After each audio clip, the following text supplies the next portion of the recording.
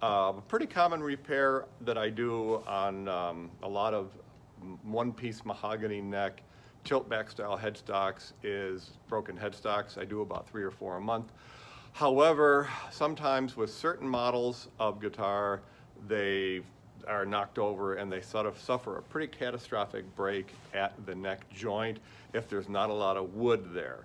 I did one several years ago for a friend with a Hamer double cut that fell off a wall hanger, and that neck pickup route was right next to the end of the fingerboard, or there's not much wood there, and it came apart in multiple pieces. He called me and said, hey, you know, I'm really upset, and I'm like, look, just put every little piece that you can pick up, every little sliver, every chunk of something, put it all in a Ziploc bag and bring it to me. And then the challenge is putting it, it's kind of like putting together a puzzle. And you have multiple pieces broken off because you can't, sometimes if you put this piece back on the body, now it's got a cut and you can't get the neck in. So you've got to be able to figure out how to piece them all together almost like a jigsaw puzzle. What we have here, I've already taken the pickguard and tuners and stuff off, is a Gibson SG that has unfortunately broken at the neck joint. And you can see, and yes, this one when it broke, it even broke the pickguard here. So I've got this, it looks like just 3 main pieces, the big ones. So this piece goes right here, and I'm just using this as an example. But if you can see, there is a angle here, or a cut in, so I can't glue that piece on first because I might not be able to get the neck in. So I'm gonna do a dry fit with everything, but it looks like the neck, hey, look there, you can see the end of the truss rod to keep it from, and this one has got some slivers. So all of this has to be jigsawed back together, and there is a missing piece right there, it looks like, we're on the, so we're just gonna have to, it's not much, it looks like it's probably just a broken piece of finish. So we're gonna have to figure all this out, get it all glued back together and clamped up, and then we'll be good to go.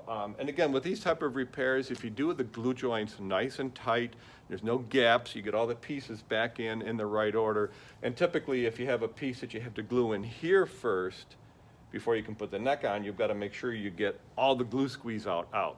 Because otherwise, it's gonna, if there's glue squeeze out there, it's going to affect how the neck piece goes in, and it won't be as tight, and you're gonna have a gap, so it's not as strong. So you have to be really careful with using too much glue on the pieces where you have glue squeeze out. And then typically any pieces of the finish that are broken off, you don't really get that with nitro lacquer. You will get it with the new polyester finishes. Those can be glued back in with super glue. With the new polyester finishes, you're never going to make the finish invisible because it's basically epoxy. So if you have missing pieces of the finish that are polyester, you can tint some epoxy and put that in to get it close, but you're always going to see where it was broken. You're never going to hide that. With nitro, you can. However, this customer, like most customers with headstock breaks, they want it made structurally sound. They're not really concerned about the finish. So any gaps in the finish that are left, I will probably tint a little super glue or a little epoxy, seal them up, make sure that there's not any dirt or moisture that's going to get in. But again, typically if you do these right, the cracks are very, very thin, maybe just a little bit of super glue to seal out moisture and dirt, and we'll be good to go. Although it looks ugly, doing that is actually a fairly straightforward and inexpensive repair. I just wanted to just see, I didn't go through all taking all the parts off because that's boring, but I just wanted to see again what it looks like before, and you think it's catastrophic, but I've done a bunch of these and they always turn out great. I've got plenty of glue surface here, no worries. Once I get started with gluing it all together, we'll see you again in a little bit. Thanks. I'm doing the follow-up as I go through putting the neck back on this SG. What I'm done right now is I've done a dry fit with a clamp. Just want to make sure everything lines up okay, but before and do a dry run, because sometimes the wood can get a little deformed depending on which way it broke, and you need to compensate for that. You know, was it straight off? If that's the case, the wood might be up just a little bit. So just by doing a dry fit, I can see this side's coming up a little bit, so I know I'm going to have to place extra clamps. But the other thing I want to do is using a straight edge here, is I'm going to run it down the sides of the fingerboard and see how it lines up with the bridge that I have sitting there. So that side is good. This one's going to be a little trickier, but I can still do it. Let's see here. I may have to get a thinner straight edge. There we go. I'm just going to follow up here. Yeah, we're good. Okay. Now the other thing I want to do is going along the top of the fingerboard where I can. I've already set the truss rod where the neck is straight. I want to check to make sure that I have string clearance. Now what I've done, because the last thing you want to do is glue the neck back on and then find out that you put the bridge all the way down flat on the top of the guitar, and because the wood was deformed, the action is still 1/4 inch off the neck. So I've raised the bridge up to where there's at least 1/8 of an inch of clearance that I could lower it, and you can see now that this straight edge is above the surface of the bridge. So this bridge is where it needs to be. SGs typically the bridge is kind of high because of the neck angle, but I have a good range of motion here that I can do a setup on this guitar and have it all look good when it's all put back together, all said and done, no problems. Alrighty. So I'm going to stop the video here. That was just my check. I'm just going to go over before I get started. What I've got here is I took the Gibson is a 12-inch radius fingerboard, so I took one of the 12-inch radius sanding blocks. I've got one of these also for doing neck resets on Martins, and I have cut a slot in the block for each of the frets, okay, at the end of the fingerboard. The reason I've done this is this matches the curve of the fingerboard, and I don't want to put a lot of clamping pressure on these last couple of frets and force them possibly into the fingerboard more than they are. So this is going to sit right over those frets so that I can clamp onto this block, and it'll put clamping pressure on the fingerboard and not on the frets. And then the last thing I've done is taken a big block of 3/4 inch ply and nice flat stuff. I have cut out I was drawing how a pipe might work for a friend. This is the only thing I had to draw on at home. I've cut it out so that I can put this on the back of the guitar, and then when I've got a clamping spot where I can really clamp down, the last thing I'm going to do is I'm going to cover this with a sheet of really, really thin cardboard, like cereal box cardboard, just to make sure that none of the grain from this wood imprints on the back of the finish. It is possible to imprint on the finish on a guitar with clamping pressure when you have things like foam and rubber and other things like that in there. So this will give me a spot that I can clamp on and not crush the fibers with the clamps, and also make sure that everything stays nice and straight and level. So I'm going to get that all prepped, get my glue out, and we'll come back in a few minutes. All right, I think we're ready to start putting this thing together. A couple of last minute steps before we start putting glue on anything is I always like on these kind of breaks is to take a real fine brass brush against the wood here and just knock loose any little small slivers, only because those are the kind of thing that if they get loose when I'm putting the glue on and move around in there, they could cause a little gap, and I want this to go as tight together as possible. So I'm going to do both surfaces, and they're just fine little shreds of wood that are going to come. They're still attached, but they pulled up when the neck broke. So I'm going to get those out as best I can, just to prevent any little gaps. I want this to be as tight as absolutely possible. The brush I like to use for this, I don't use for anything else, so I don't have to worry about getting grease or anything on it. All right, I'm just going to vacuum that out. Both sides.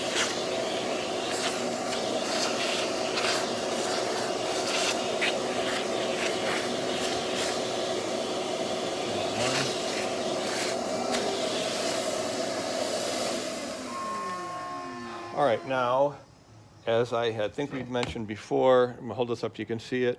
There is a little loose piece right here in the neck. I'm gonna glue that down first because I don't want it to be all right, there's a little loose piece I need to get out of there too that didn't get to the brush didn't get it. So, got it.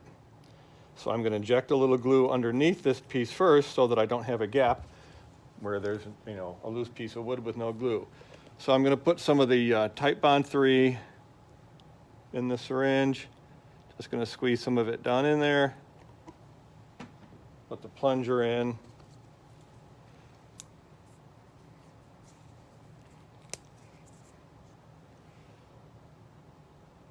again, I don't need a lot, but we're definitely going to get started. Now I'm using Tight Bond 3 on this because Tight Bond 3 has a longer open work time, which means it takes longer to set. So I've got a little time, a little more working time than I would if I was using regular Tight Bond, which will set up and start to dry pretty fast. So I'm just going to set that aside into my water. I've got my wet rag ready to go for glue squeeze out. All right, I'm going to push that into place. So there is good, I can see there's good glue squeeze out happening. Now I'm going to put glue on both surfaces.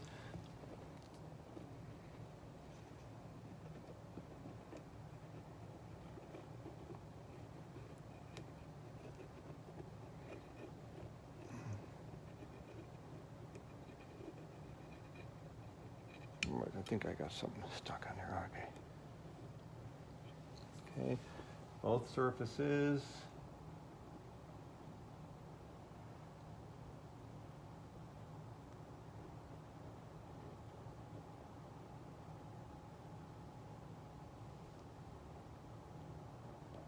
Now I'm going to start by using a foam brush to do the initial spread around, cover the surface. And then I've got a paintbrush that I have cut the bristles way down short to, if I have to work the glue into any crevices. That looks actually pretty good. Same thing on both surfaces again. I think what I love about these kind of breaks is that it proves that the original tenon for the neck was done right because that didn't break. Again, that shows that a well-done glue joint is stronger than the wood, as if you get a good solid glue joint and no gaps, and you don't try to fill it all with glue, that it is stronger than the wood because, again, the tenon held, the wood of the body and the neck of the guitar came apart. So this was a good glue joint from the factory. All right, now I'm going to get a little more glue on that surface. The neck surface there. I've got some on that portion of the neck, but I want to get some on here, both surfaces.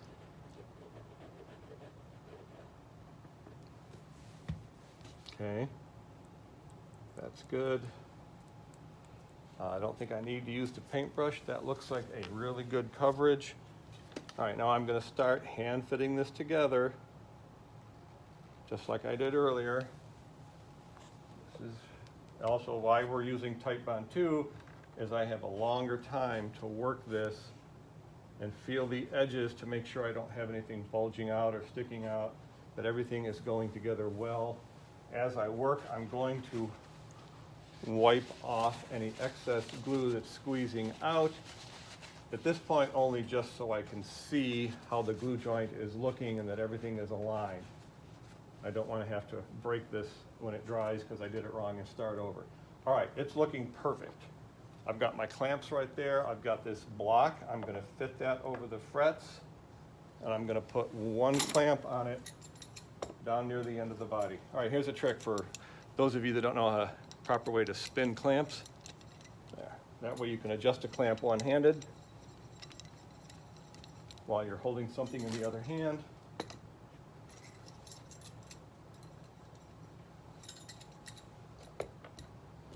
Now, this is just a clamp to hold everything, do some initial glue squeeze out. I'm going to remove this clamp a little later as I space them out more evenly. But this is starting the process. A little higher up on the, there we go, that's better. Make sure that wood block is centered so I can get even clamping pressure. All right. And as you can see, I'm definitely starting to get some glue squeeze out. Again, for now, I'm just going to use a paper towel, not the wet rag. I don't want to introduce any moisture in. And the glue will pretty much not stick to the wood, the finish. Let me use the wet rag, just a little there. Okay. And again, I'm going to feel these joints where the wood has gone together, and it is absolutely perfect. There is no gap, no pieces that are sticking out further than the other. It is, from as far as the fingers are concerned, it's almost invisible. Exactly what I'm going for. So I'm not going to put more clamping pressure on that. I'm going to put a clamp below it on this end. Well, it's going to go above it for now, okay? And just grab that corner, and that's okay. The clamp doesn't need to be all the way on the plywood. Now I'm going to move that one down and cattywampus from it, catty corner. Get back into the camera view a little more. I'm trying to get, if I can, I'm trying to get 3 clamps on here. One at the corner of each corner of the fingerboard at the end, and make sure that I'm keeping this end of the clamp over the fingerboard and not getting over the end of the fingerboard, which would be causing torquing clamp. All right, now you can probably see there I've got another, let's see, another good bit of glue squeeze out. There you can see it, okay? So now I'm going to start using the wet rag, and at this point it's kind of damp. Again, I don't want to introduce extra moisture in, and you do want a little bit of glue squeeze out because as it dries the glue will suck back in and you don't want to leave a gap. So now I'm going to move this clamp up into the center at the end of that neck heel joint. I'm going to move it up this way so it's out of the way. Came off. I'm going to have to come in just a little bit.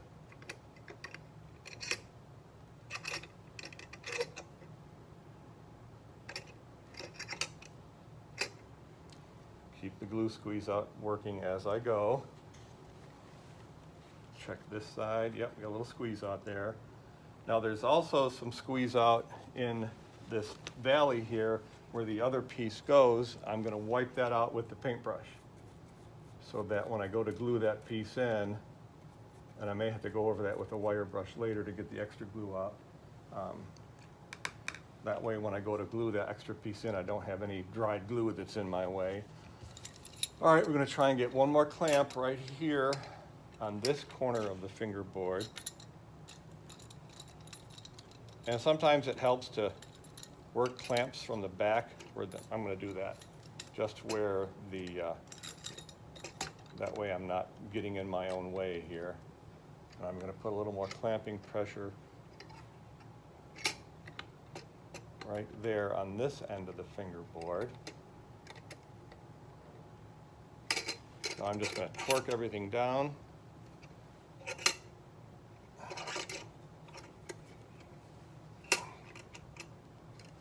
This all feels great. It all looks good. One more wipe down with the wet rag. Even if there's a little glue haze on the finish, it'll come right off later. But I'm going to get my wet rag wet to rinse off any glue. Rinse it out.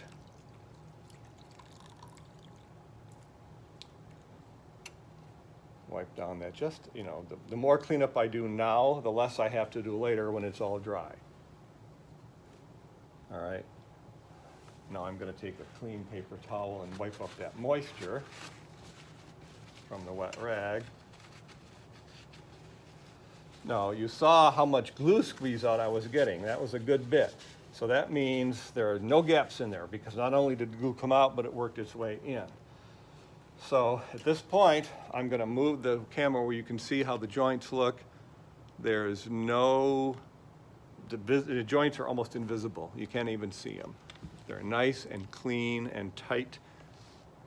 So this is, at this point, all I have to do now is set it aside and wait for it to dry. These kind of repairs, I like to let it sit for at least 24 hours under clamping pressure, and then another 24 with the clamps off before I start putting strings on it or anything like that.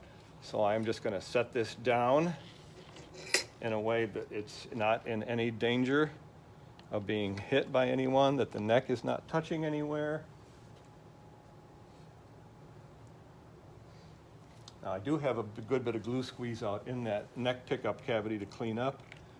It's not in anybody's way. I'll just turn it so you can see it real quick. Where is the, all right, there you can see some of that neck pickup hole glue squeeze out. We're just going to go in there and wipe that out just because it'll look more professional. I mean, it's going to be under the pick guard, but my motto is, you know, anything doing is worth doing well. And they're paying me to do this and not just some Uncle Billy Bob who thinks he knows how to work on guitars. Sorry if anybody out there named Billy Bob.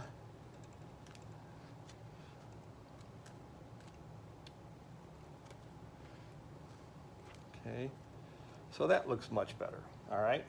Now again, I am going to set this aside where nobody is going to be able to run into it, bang into it, bump into it, anything.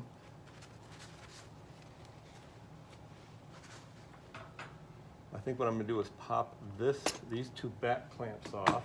They have served their purpose, helping everything stay where I needed it while I was working on it. I'm going to lean this in. The neck is not touching anything. It's pretty well balanced. I'm just going to let that sit there. All right, we'll come back when I'm getting ready to, you know what, that side piece, there's a side piece here sticking out about 3/4 of an inch. I'm going to get in there and put a small clamp on it just to hold that down as well.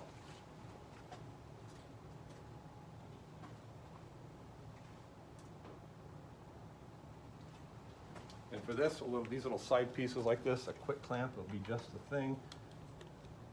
I just wanted to get it down level. Yeah, there, I'm getting some squeeze out. Get it down level with the rest of the top. Wipe out the glue squeeze out.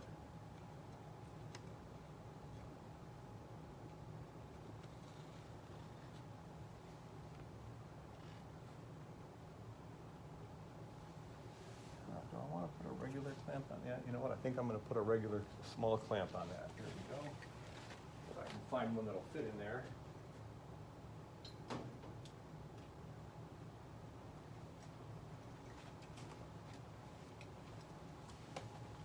Coming from the side. Just moving a little more than I thought it should.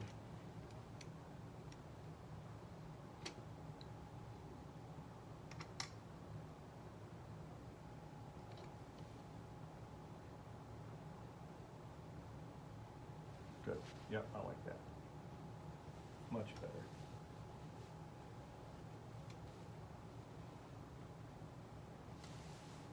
Yeah, much better. All right, again. Now we're just going to let it sit. See you when we take the clamps off.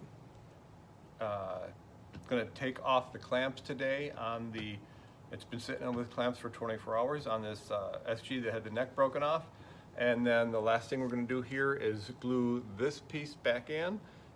We don't have every little piece, but the ones that we don't have are just right on the top, and they're fairly cosmetic. And this customer has chosen to go the route that most customers do, which is just put it all back together, make it structurally sound so that it'll hold up, be playable, and they're not worried about the cosmetics. Now, fortunately, as you'll see here in just a minute, if you watch the other video, this neck joint went together stinking perfectly. So I was real happy with the results of that, but let's have a look at it. So I'm going to take the clamps off, and we're going to have the big reveal. Big reveal, I feel like a reality show. What if they put me on HGTV? All right. Are you ready to see your fixer-upper?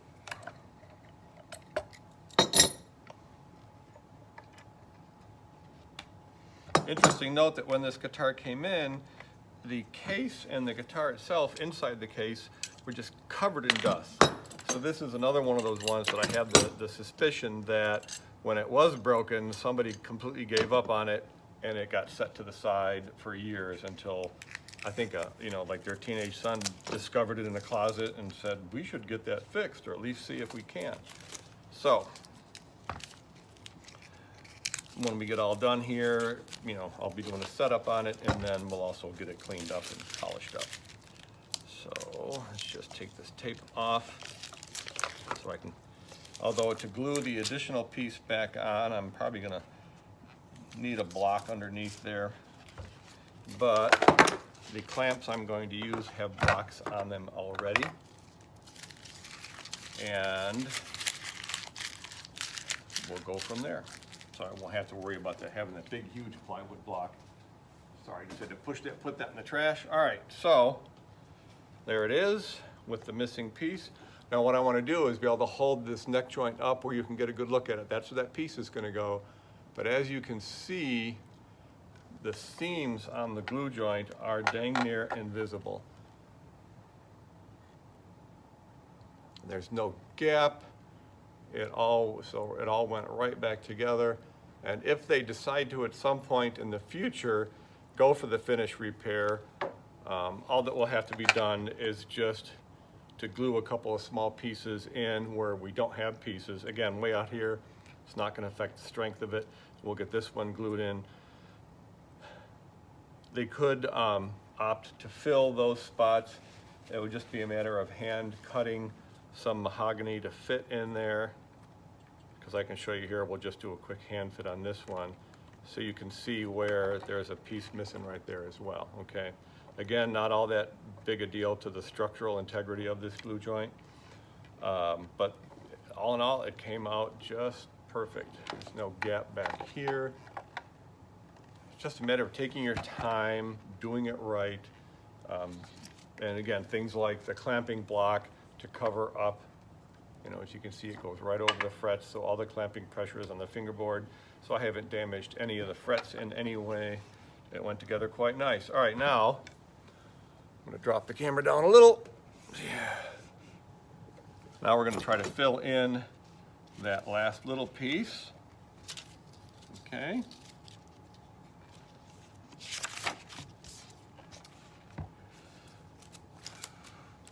So I've got my glue here, I've got that paintbrush. As you remember from yesterday, I'm going to wire brush it out just to make sure there's no little bitty slivers that could cause me a problem. I'm going to wire brush this piece. And these are really super fine slivers that are very, very, very thin. I just don't want them to be getting in my way, okay? All right. So I'm just going to get a small piece to clamp on rather than this great big piece here. We're going to take a piece of the trim paper, be right back. Just need to get a smaller clamping block.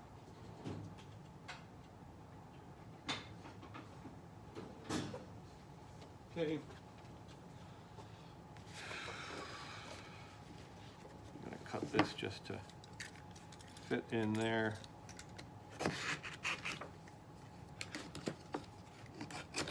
Good enough. Again, just so I don't imprint on the wood. All right, now, again, glue on both pieces. Make sure I get all my critters, as they call them in drywall, out of there. Nothing worse than a dried hunk of dried glue to mess up your gluing operation. Okay, I've got my wet rag all wrung out, so it's actually just a damp rag, ready to go. All right, so I'm gonna spread this glue in and make sure it's in that crevice all the way. I feel like I should be saying happy little trees. Okay.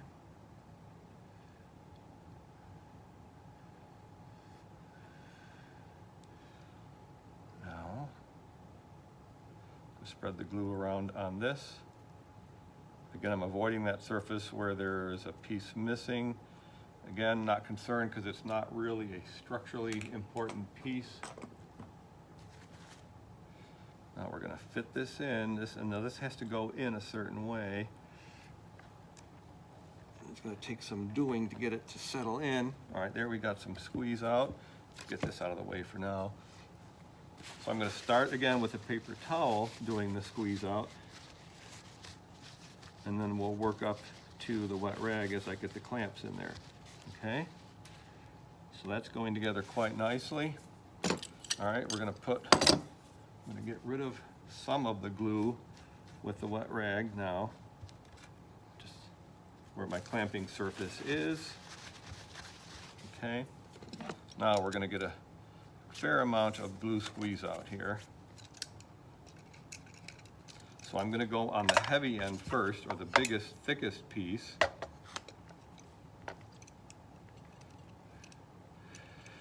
And you know what? I'm going to put a small piece of veneer on there. Cut that a little thinner, just to protect the wood, the finish, from the clamping surface. Okay. Sometimes it would help to have a third hand, but we're gonna make do. We're gonna do all right. Once I get close, we'll slide that back up in there.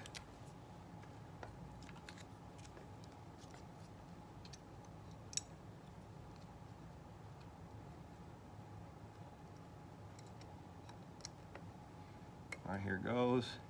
And you're gonna see some glue come right up out of there. Okay, forcing that piece down in. Get it with the paper towel first to get the bulk of it. Okay. Now I'm gonna put a clamp down on the other end because this piece is about 2 inches long. Now I'm gonna go just a little bit past so I can see the outer seam here. I don't want to clamp down on that. And I'm not putting a lot of clamping pressure on because I don't want to crush the wood. I just want to get it down level to where it's not sticking up. Okay. Get another clean piece of paper towel. Get that squeeze out. Now we're ready for the wet rag, damp rag. Get that in here. Let me go ahead and break that up so I can see what I'm doing. And this looks good. Okay. Now I'm going to get that moisture off the finish. And we are going to let this one set. Oh, remember, I got, just like yesterday, I've got a little glue squeeze out on the inside. I'm going to clean my glue paintbrush and get rid of that, just like yesterday. Clean all that out of there. Kind of like the Boy Scouts when you go camping, is pack it in, pack it out. We get all that glue out of there, so leave no residue. All right. Again, this one just needs to sit for a little while. And at that point, we are done. String it up, polish it up, do a setup. And of course, we'll see at some point if the customer wants to do the finish repair, which we can do as well. Take care. Talk to you soon. All right, ladies and gentlemen, boys and girls, if you've been following this, and you know what this is. All put back together, all set up, frets leveled and dressed. Shows a few battle scars from being broken and neglected or broken and forgotten. I think they're perfect as is. I love instruments like this that have, been through something hard and bounced right back just to live another day and continue to rock on. Again, the neck joint is just a thing of beauty.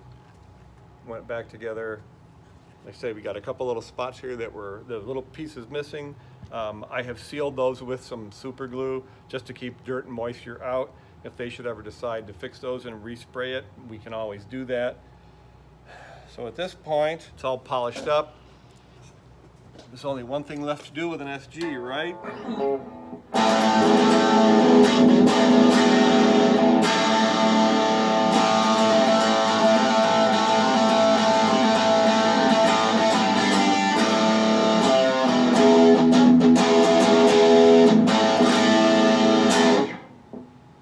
See you next time.